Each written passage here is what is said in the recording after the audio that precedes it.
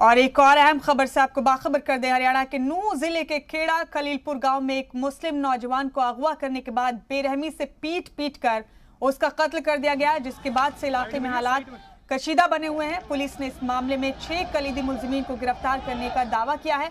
इससे पहले मुलजिमीन की गिरफ्तारी के मुतालबे को लेकर गुस्साई भीड़ ने कुंडली मानेसर पलवल एक्सप्रेस वे को जाम कर दिया था। नूंह हेडक्वार्टर पर भी रोड जाम की कोशिश की गई थी, लेकिन इजाफी पुलिस एहलकारों के सबब कामयाबी नहीं मिली। जहां पुलिस को भीड़ खदेड़ने के लिए लाठीचार्ज करना पड़ा, बल्कि हवाई फायरिंग भी करनी पड़ी। भीड़ की जानिब से पुलिस पर पथराव किया गया, जिसमें कई गाड़ियों के शीशे टूट गए। पुलिस ने मामले को संजीदगी से लेते हुए 14 लोगों को नामजद करते हुए 20 दीगर के खिलाफ केस दर्ज किया है।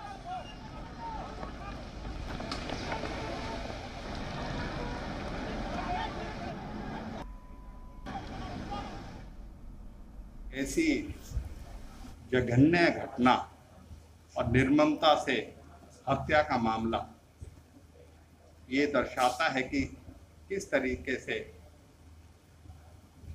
जो कानून व्यवस्था में लोगों का, बदमाशों का कोई खौफ नहीं दिख रहा, और ऐसी घटना जो कि लगता है कि हमारे सामाजिक सौहार्द को खराब करने के लिए एक शरारत भी है।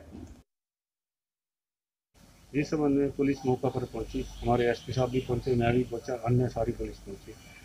वहाँ झगड़े के अंदर एक आसिफ नाम के व्यक्ति की मौत हो गई थी, जिसको हॉस्पिटल में करवा दिया था, और कुछ शक के आधार पर हमने 4-5 लोग पकड़े हुए हैं, जिनसे पूछताछ जारी है। उनमें जो सच्चाई निकलेगी, अगर कोई होगा तो उसको गिरफ्तार किया जाएगा। अगर वो उनमें से कुछ संदिग्ध हो गए तो उनसे गहनता से पूछताछ की जाएगी।